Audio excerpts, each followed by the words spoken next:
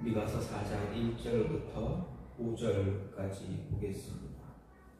끝날에 이르러는 여호와의 전에 산이 산들의 꼭대기에 굳게 서며 작은 산들 위에 뛰어나고 민족들이 그리로 몰려갈 것이라. 곧 많은 이방 사람들이 가며 이르기를 오라, 우리가 여호와의 산에 올라가서 야곱의 하나님의 전에 이르자. 그가 그의 돌을 가지고 우리에게 가르치실 것이니라. 우리가 그의 길로 행하리라 하리니 이는 율법이 시온에서부터 나올 것이요 여호와의 말씀이 예루살렘에서부터 나올 것임이라. 그가 많은 민족들 사이에 이를 심판하시며 먼 곳 강한 이방 사람을 판결하시리니 무리가 그 칼을 쳐서 보습을 만들고 창을 쳐서 낫을 만들 것이며 이 나라와 저 나라가 다시는 칼을 들고 서로 치지 아니하며 다시는 전쟁을 연습하지 아니하고 각 사람이 자기 포도나무 아래와 자기 무화과 나무 아래에 앉을 것이라. 그들을 두렵게 할 자가 없으리니 이는 만군의 여호와의 입이 이같이 말씀하셨습니다. 만민이 각각 자기의 신의 이름을 의지하여 행하되 오직 우리는 우리 하나님 여호와의 이름을 의지하여 영원히 행하리로다. 아멘. 오늘 말씀 미가서 4장 1절부터 5절 말씀입니다. 미가서는 이제 요담과 히스기야 왕 때 쓰여진 그때 있었던 선지자 미가에 의해서 쓰여진 그 책입니다. 이스라엘을 향한 하나님의 말씀을 선포한 책입니다. 그 가운데서 오늘 말씀, 미가서 4장 말씀, 오늘 말씀을 보게 되면 4장 1절 처음에 끝날에 이르러는 이렇게 시작을 하고 있습니다. 즉 마지막 날에 이르렀을 때 일어날 일들에 대해서 이야기합니다. 오늘 말씀은 마지막 날에 있을 이방 민족들의 회심과 하나님의 판결로 인해서 평화의 시대가 돌아올 것이다 예언을 하고 있습니다. 그래서 오늘 말씀 이 1절부터 5절 말씀을 보면서 이 5절 말씀 세 부분으로 나누어 보면 먼저 1, 2절은 끝날 마지막 날에 성전에 계신 여호와를 향한 이방 민족들의 회심 운동에 대한 예언이 있습니다. 즉 마지막 날이 되면, 마지막 때가 되면 하나님의 전의 산들이 다른 산들 위에 굳게 서고 민족들이 그리로 몰려가 하나님의 도, 즉 하나님의 말씀에 순종하게 될 것이다 말합니다. 두 번째로는 3절, 4절로서 여호와의 판결에 의해 의지한 평화의 시대가 분명 도래할 것이다 라고 예언하고 있습니다. 하나님이, 다시 말하면 하나님께서 민족들 사이에 판결하심으로 말미암아 더 이상 민족들 사이에 분쟁이 발생할 여지가 없어지고 그로 인해서 나라들이 살상 무기를 쳐서 농기구를 만드는 등 평화의 시대가 도래할 것이다 이야기하고 있습니다. 이것은 1차적으로 하나님의 통치를 받는 교회에 임할 그리스도의 평강에 대해서 이야기하고 있습니다. 그리고 조금 더 나아가게 된다면 신약 시대 교회를 통해서 하나님 나라가 임하게 될 것이고 또 그 나라가 영원하고 완전한 평화를 이루게 할 것이다 라는 예언의 내용입니다. 그리고 마지막 5절 말씀을 보면 끝날에 하나님께 나온 사람들이 하나님을 향한 의뢰와 신앙 고백을 할 것이다 말합니다. 즉 하나님을 모르는 사람들 각기 자기의 신의 이름을 의지해서 행하지만 하나님께 나온 사람들은 오직 하나님의 이름만 의지하게 될 것이다 라고 이야기하는 것입니다. 그래서 미가 선지자는 여호와의 5절에서 여호와의 이름을 의지하여 영원히 행할 것이다 라고 말하고 있습니다. 그럼 이렇게 하나님의 이름을 의지할 때 어떤 하나님의 이름만 의지하게 된다면 어떤 일들이 벌어지게 될까, 어떤 일들이 일어날까 오늘 말씀을 통해서 생각해 볼 수가 있습니다. 하나님의 이름 여호와의 이름을 의지하게 되면 먼저 어떤 어려움 속에서도 굳건하게 우리를 세워주신다라는 것입니다. 우리가 살아가는 생활 속에서 우리의 삶 속에서 우리에게 다가오는 어려움들 속에서도 하나님께서 우리를 굳건하게 흔들리지 않게 믿음 안에서 세워주실 것이다 라는 것입니다. 1절 말씀을 보면 끝날에 이르러 여호와의 전에 산이 산들의 꼭대기에 굳게 서며 작은 산들 위에 뛰어나고 민족들이 그리로 몰려갈 것이다 이렇게 이야기합니다. 미가 선지자는 여기서 성전의 회복과 높아짐을 예언하고 있습니다. 그렇다고 예루살렘 성전이 회복되어진다라는 그것은 아닙니다. 그래서 끝날이라는 것은 하나님의 섭리 가운데 정해진 어떤 시대가 끝나고 새로운 시대가 이제 시작되어진다라는 것을 이야기합니다. 다시 말하면 쉽게 얘기하면 구약 시대가 끝나고 이제 신약 시대가 도래할 것이다 라는 말씀입니다. 따라서 미가가 말하는 여호와의 전, 이것은 그 당시에 있는 예루살렘 성전을 말하는 것이 아니라 예루살렘 성전을 대신할 새로운 임재의 상징이 무엇입니까? 바로 교회입니다. 즉 미가가 말하는 여호와의 전은 교회를 이야기할 수 있습니다. 예루살렘 성전을 대신할 신약 교회는 하나님의 섭리에서 높임을 받지만 교회가 여호와의 이름만 더 의지할 때 진정한 높임을 받는다라는 이야기입니다.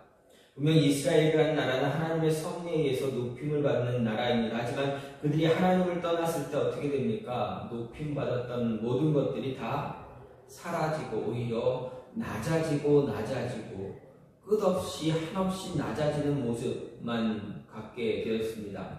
모든 이방 민족이 두려워 떨었지만 하나님의 은혜의 손길이 떠났을 때는 어떻습니까? 이스라엘은 이방 민족들의 조롱거리만 되었습니다. 이방 민족들에게 아무런 두려움도 줄 수 없는 또 주지도 못하는 그러한 초라한 나라가 되어버렸습니다.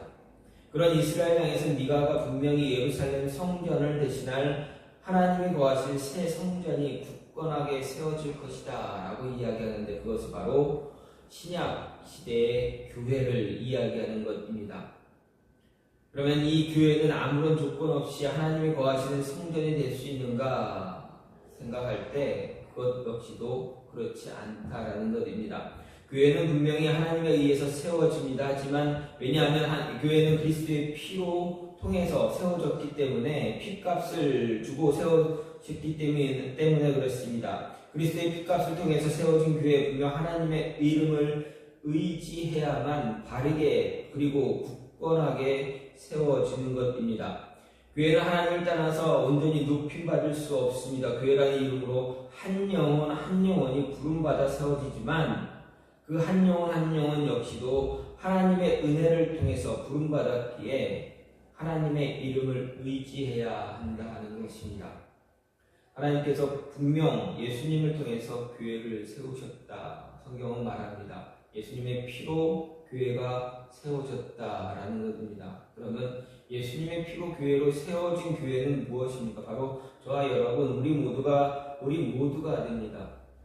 우리 모두가 그리스도의 피로 인해서 교회로 지음 받았다면 어떻게 해야 됩니까?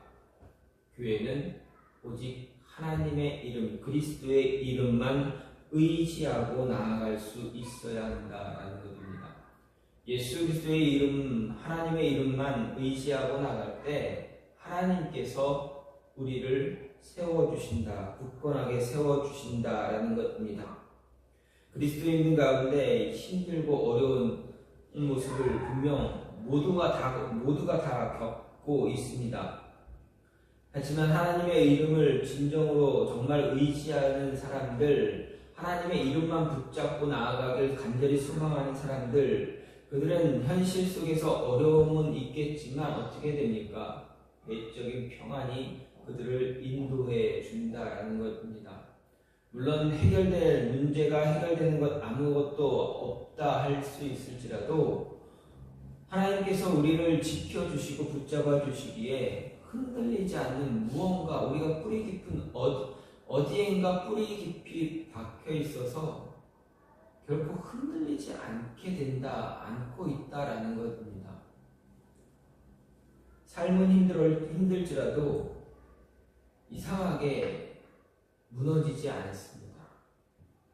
마음 다 내려놓고 그냥 다 버리고 도망가고 싶고 포기하고 싶고 좌절하고 싶은 마음들 분명히 있지만 어느 순간 보게 되면 또다시 그런 마음들을 이겨내고 또 살아가고 있다라는 것입니다. 왜 그렇습니까? 우리가 하나님의 이름을 의지하고 있기에 우리의 마음에 그 힘을 주신다. 우리 믿음에 하나님께서 더 그 힘을 주신다라는 것입니다. 정말 생각하지 못할 어려움들, 고난이 다가올지라도, 감당할 수 없는 역경이 올지라도 하나님 믿고 하나님 이름 의지하고 있기에 우리에게 끊임없이 그것을 이겨낼 힘을 허락해 주신다라는 것입니다. 그때는 모르지만 시간이 지나고 되돌아보면 우리의 인생은 어느덧 하나님이 만져주시고 있었다라는 것을 생각할 수가 있게 됩니다. 그때서야 하나님 감사합니다라는 고백 또한 우리에게 나타납니다. 속된 말로 세상이 말하는 세상 방법대로 지금 내가 어려운 이 순간에 내가 원하는 대로 내가 해결하고 싶은 모든 것들 정말 그 마음대로 그 모습대로 다 해결되면 얼마나 좋겠습니까? 그러면 정말 하나님 살아있는 것 같고 하나님이 내 곁에 있는 것 같고 그렇지 않겠습니까? 하지만 그런 모습은 없을지라도 우리가 하나님 이름을 끝까지 의지하고 있으면 하나님께서 우리를 끝까지 붙잡아 주신다, 세워 주신다라는 것입니다. 세상이 원하는 세상의 기준대로 세워지지는 못할지라도 하나님은 우리는 끝까지 붙잡으심으로 인해서 무너지지 않게 합니다. 그래서 우리는 지금도 하나님의 이름을 의지하고 살아가고 있다 이야기할 수가 있습니다. 또 한 가지는 무엇입니까? 하나님의 이름을 여호와의 이름을 의지할 때 하나님께서 우리가 행할 일, 가야 할 길을 가르쳐 주신다라는 것입니다. 미가는 분명 여호와의 이름을 의지할 수 있는 자 누군가를 이야기합니다. 2절 말씀을 보면 곧 많은 이방 사람들이 가며 이르기를 오라 우리가 여호와의 산에 올라가서 야곱의 하나님의 전에 이르자 그가 그의 도를 가지고 우리에게 가르칠 것이니라 우리가 그의 길로 행하리라 하리니 이는 율법이 시온에서부터 나올 것이요 여호와의 말씀이 예루살렘에서부터 나올 것이다 라고 말합니다. 즉 여호와 하나님의 이름을 의지하는 자는 그는 분명하게 여호와의 산에 오르는 자라고 이야기합니다. 다시 말해서 야곱의 하나님의 전에 이르는 자가 여호와의 산에 오르고 하나님의 이름을 의지하는 사람입니다. 그렇다면 여호와의 산과 야곱의 하나님의 전 무엇을 말합니까? 앞에서도 언급했듯이 교회를 이야기합니다. 원래 여호와의 산 하나님의 전은 할례받지 못한 이방인들 절대 들어갈 수 없는 곳입니다. 그런데 여기서 미가는 이방인들의 할례에 대한 언급도 없이 너희가 할례를 받아야 들어갈 수 있다라고 말하는 것 전혀 없음에도 그들이 하나님의 성전으로 올라갈 수 있다 말하고 있습니다. 또 하나님의 말씀 배우기 위해 몰려간 성전을 이스라엘의 하나님이 성전이라 하지 않고 야곱의 하나님의 성전이라 이야기하는 것도 좀 특이합니다. 이스라엘은 야곱이 하나님으로부터 직접 받은 이름입니다. 언약적 측면이 강합니다. 그래서 야곱은 혈통적인 측면이 강합니다. 그래서 야곱의 하나님의 전이라고 하는 것은 이방인들이 가자고 한 성전이 이스라엘 민족에게만 출입과 경배가 허용된 그런 거룩하게 구별된 장소다라는 것을 강조하고 있습니다. 그럼에도 미가가 이렇게 말한 그 이유는 과거에는 이스라엘에게만 주어졌던 이 성전이 지금 세상의 모든 나라, 세상의 모든 사람들, 모든 이방 민족에게까지 열려져 있다. 그 문이 열려졌다, 개방되었다라는 것을 강조하기 위한 것입니다. 즉 이스라엘 혈통, 아브라함의 자손, 야곱의 자손, 그 혈통에게만 허락되어져 있던 그 성전이 지금은 모든 온 세상에 있는 모든 사람들에게 다 열려졌다. 모든 사람들이 다 들어갈 수 있다. 그곳에서 예배하고 그곳에서 말씀을 배우고 찬양할 수 있다. 이것을 이야기하고 있습니다. 이 말은 세상의 모든 민족이 하나님의 이름을 의지하고 나갈 때 하나님은 하나님께 나온 자들에게 은혜의 손길을 베풀어 주신다라는 것입니다. 은혜의 손길을 내밀어 주시면서 그들이 행할 길, 행할 일들에 대해서 가르쳐 주신다라는 이야기입니다. 미가가 말하는 그의 도는 분명 하나님의 말씀입니다. 원래 도라는 말은 길이라는 의미로 한 곳에서 다른 곳으로 이동하는 도로를 의미하지만 여기서는 사람의 삶의 방식을 의미하는 표현으로 사용되었습니다. 따라서 그의 도는 하나님의 행하심을 말할 뿐만 아니라 하나님이 주신 율법과 모든 말씀을 포함하고 있습니다.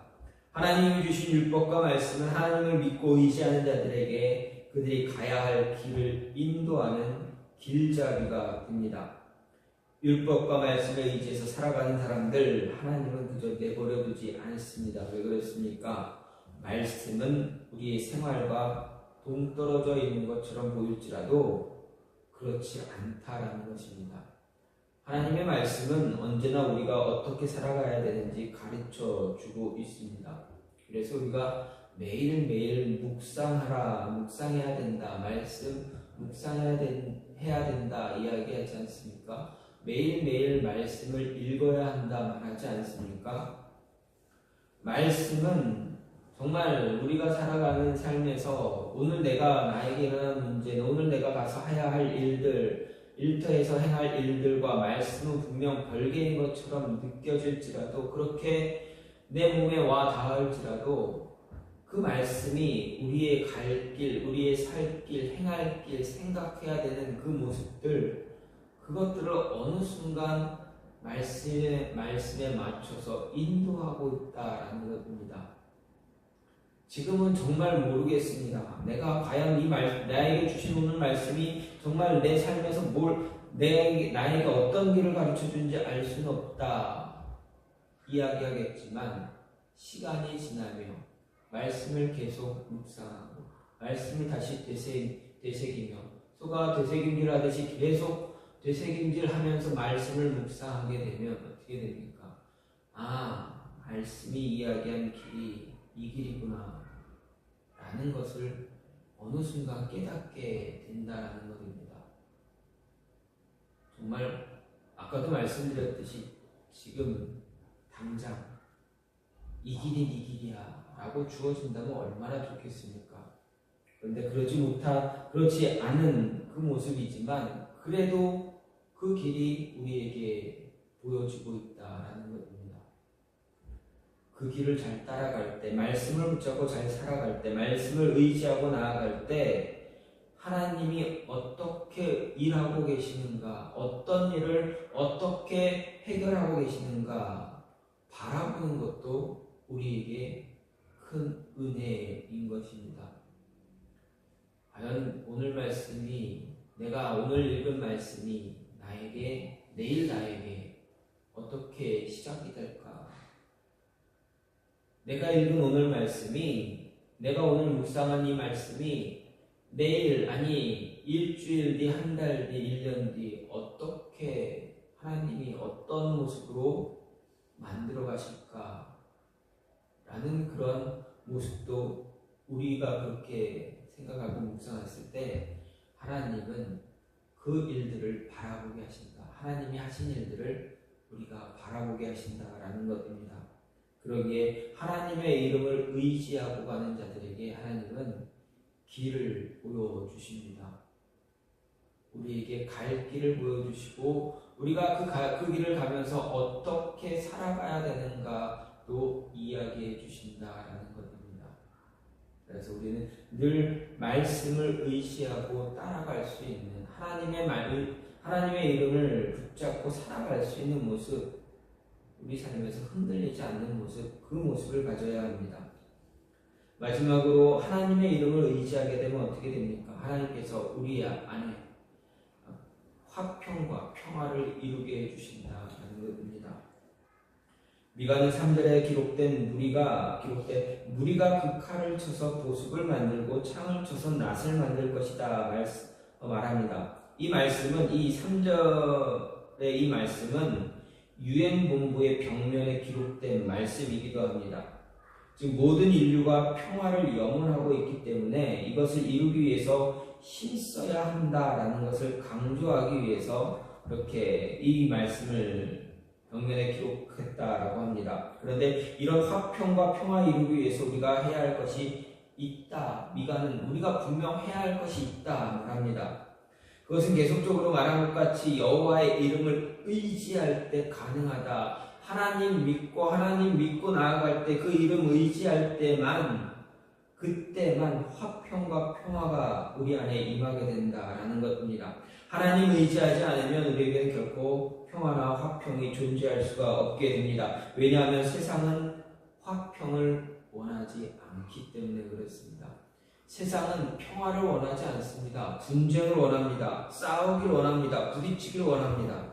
겉으로 보이는 화평과 평화는 자기들의 이익 타산이 맞자 들어갈 때만 이루어진다라는 것입니다.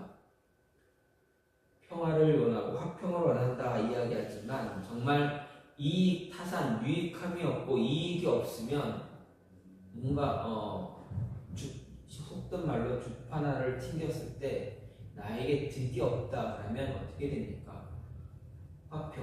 평화는 깨지게 됩니다. 이루어지지 않게 됩니다.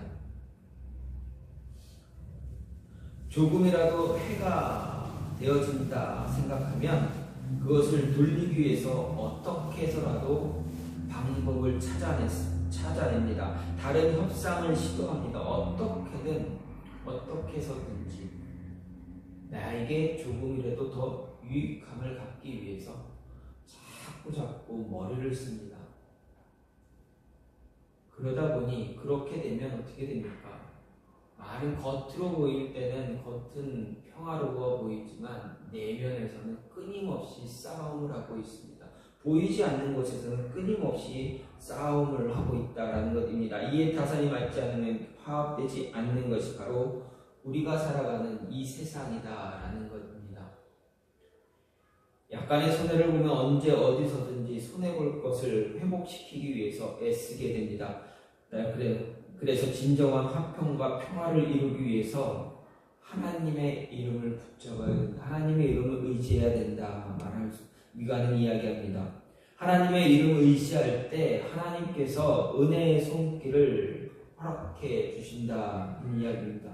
그래서 미가는 4절 말씀에서 말하기를 각 사람이 자기 포도나무 아래와 자기 무화과 나무 아래에 앉을 것이다 말합니다. 여기서 미가가 말하는 자기 나무 아래 앉는다라는 것은 바로 하나님의 인도함이 있을 때 가능하게 되는 것입니다.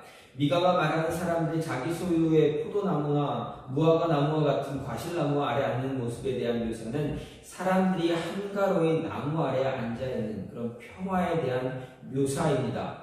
이것은 대적의 침략으로 인해서 사람들이 죽어가는 전쟁의 날에도 상상조차 할 수 없는 것으로 오직 하나님의 축복이 임하고 있다라는 것을 강조하고 있습니다. 또 각 사람이라는 표현이 사용되었는데 이것은 평화와 번영이 어느 한 사람에게도 예외 없이 미친다라는 사실입니다. 즉 한 사람도 예외 없이 모든 사람들에게 평화와 화평이 이루어진다라는 것입니다. 여러분 생각해 보십시오. 이 세상 우리가 살고 있는 지구 안에 얼마나 수많은 분쟁이 일어나고 있습니까? 지금도 먼 곳에서는 자신의 나라를 지키기 위해서 끊임없이 전쟁을 하는 사람들도 있습니다. 지금도 전쟁하고 있는 분쟁 지역이 얼마나 많습니까? 그런데 그 모든 사람들이 이 지구상에 있는 모든 사람 어느 한 사람 예외 없이 평화를 누리고 화평했다. 싸우지 않는다. 그런 싸우지 않게 된다라는 것. 여러분, 그날이 과연 사람의 힘으로 그날이 과연 도래할 수 있을 것이라 생각하십니까? 미가는 그런 날은 사람의 힘으로는 만들 수 없다 이야기하는 것입니다. 미가가 이야기하는 것은 하나님을 믿고 의지할 때만 하나님의 축복이 하나님의 은혜가 임할 때에 그런 날이 임할 수 있다라는 것입니다.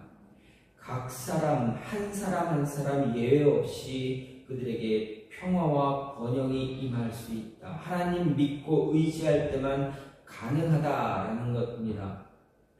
당시에도 그렇습니다. 일반 백성들, 사회적 약자들, 통치자들로부터 무엇을 받기는커녕 빼앗길 뿐 자유도 박탈당하고 노예로 팔려가기도 하고 심지어 죽임당하기도 했습니다.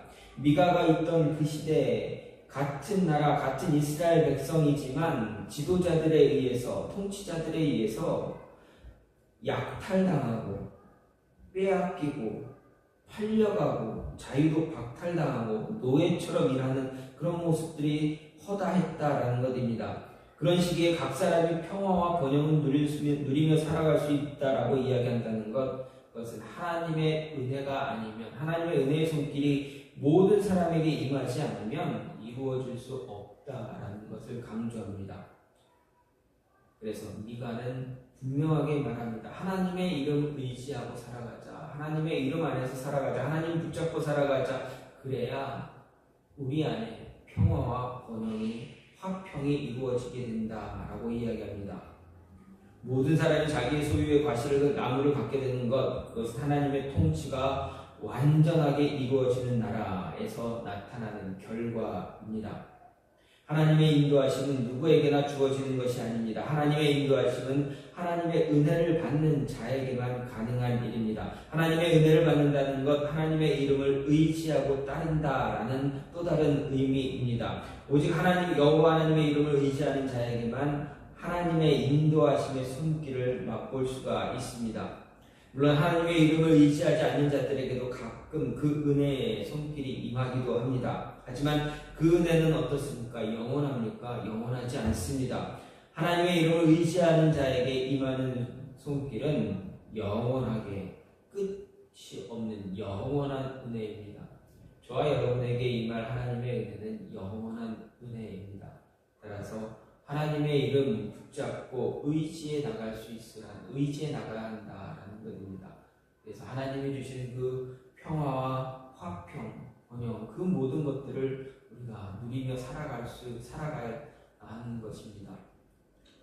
하나님의 이름을 의지하지 않았던 구약 이스라엘 그들을 향해서 하나님은 신약의 교회를 향해 선포하시는 말씀이 오늘 말씀입니다.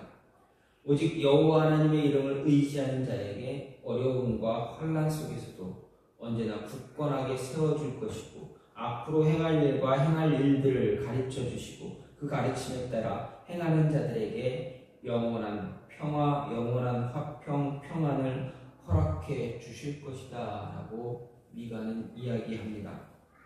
미가가 선포하는 이 선포가 저와 여러분을 향한 선포입니다. 우리가 하나님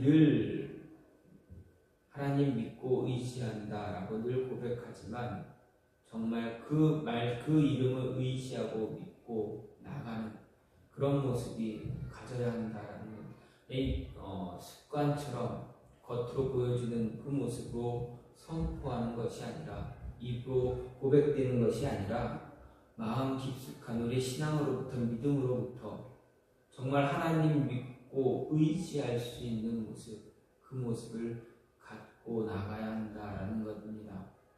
그럴 때 하나님은 우리의 믿음을 더 굳건하게 세워주시고 그리고 우리가 행할 길 인도 하나씩 정말 감질만 나듯이 한 걸음 앞만 보게 하시면서 한 걸음 앞도 잘 안 보이는 그 길을 그냥 남 믿고 한 걸음 내디뎌라 라고 하듯이 말씀하시는 그것을 믿고 내디딜 때 그 길이 예비된 그 길을 우리가 걸어갈 수 있듯이 해주시지만 그래도 하나님 믿고 나갈 때 우리는 그 길을 걸어갈 수 있다라는 것입니다.